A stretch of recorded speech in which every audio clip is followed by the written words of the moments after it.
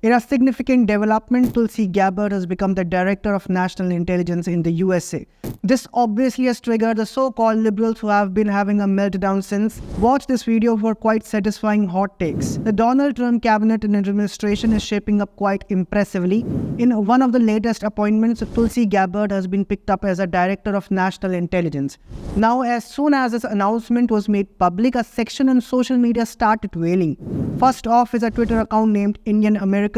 Well, don't fall for the name. The account says multiple tweets disclose his love for the Democratic Party. In a tweet on 12 November, this account has posted about how there's no Hindu or Indian in the Trump cabinet. But sadly for him, Indian origin Vivek Ramaswamy was picked up to head DOGE. An appointment of Tulsi as DNI added insult to the injury. What's even more funny, after Tulsi was picked, the account claimed that DNI was more of a token role. Let me clarify. As a Director of National Intelligence, Tulsi will manage 18 intelligence organizations. So maybe this Twitter handle operator should brush up his facts, and someone rightly said that he might be the Sanjay Raut of America. Next, we have many so-called US liberals who are in disbelief after Tulsi's appointment. Shivani Sahai on Twitter shared screen grabs of many such individuals. Someone is mad over her pro-Russia views. Another claims that just weeks ago she was monitored by agents and now DNI. Meanwhile, Representative Abigail Spanberger is appalled by the thought that Tulsi will lead DNI. A brown, that too someone who does not shy away from wearing Hindu identity on her sleeves, managing their country's intelligence agencies. Definitely white liberals in America need more time to process this critical piece of information. Now let's come to the main event. The man responsible for suddenly unleashing the anti-Tulsi mob on social media platforms. Meet Pieter Friedrich.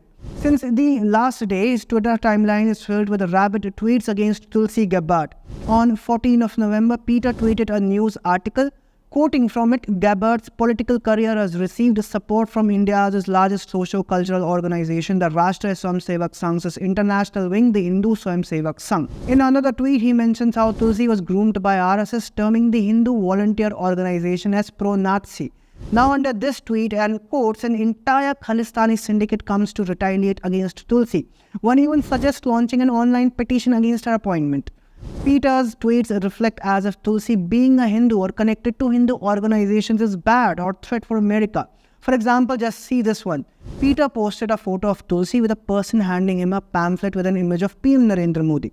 And Pieter writes, which country is Tulsi Gabbard loyal to? Tulsi Gabbard has American citizenship. If questions of loyalty need to be asked, then maybe it should be to Pieter Friedrich.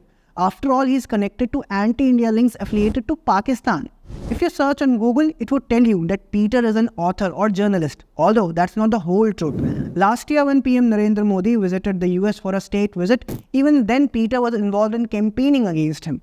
A Twitter thread by the Radical Watch has covered the truth about this guy in detail. Quoting Radical Watch, the key orchestrator behind these protests is none other than the controversial figure Pieter Friedrich, whose boss has been funded by the ISI. Friedrich's connection with Khalistani operative Bhajan Singh Binder have been revealed before. Friedrich's boss Bhajan Singh Binder or Iqbal Chaudhry is actually an ISI operative part of the K2 desk of the Pakistani intelligence agency. According to Disinfo Lab, K2, which means Kashmir and Khalistan, was a larger conspiracy against India, hatched in Lahore under the patronage of Amir ul Azim, the secretary of Jamaat-e-Islami, and was supported by several others like the uncle of former cabinet minister of Pakistan, Fawad Chaudhry. The story begins in the 1980s when Bhajan Singh Binder was funding a terror network for carrying out large-scale violence in India with the help of another terrorist, Lal Singh, and Pakistan's ISI. Indian intel agencies narrowly managed to stop this attack, leading to the arrest of Lal Singh. However, the activities of Binder did not stop as he recruited and groomed Pieter Friedrich, a struggling Christian missionary who was on the verge of working as a security guard. Next, what happened was a total rebranding of Pieter from a street ruffian into an expert activist. Binder and Friedrich set up OFMI with the professed cause of Indian minorities. Although no Indian or Indian origin minority was featured in it, Friedrich's credibility was further boosted by numerous books published under his name via Binder's company Sovereign Star. Interestingly, Binder and Friedrich were also the co-founders of Alliance for Justice and Accountability alongside Sunita Vishwanath of Hindus for Human Rights and Sheikh Ubaid of IAMC. IAMC or Indian American Muslim Council has links with radical Islamist organizations such as Jamaat-e-Islami. Meanwhile, the co-founder of Hindus for Human Rights, Sunita Vishwanath's other organization, Women for Afghan Women, is funded by none other than George Soros. So, Pieter is actually one of the centerpieces of the lobby which has been peddling anti-Indian, anti-Hindu propaganda.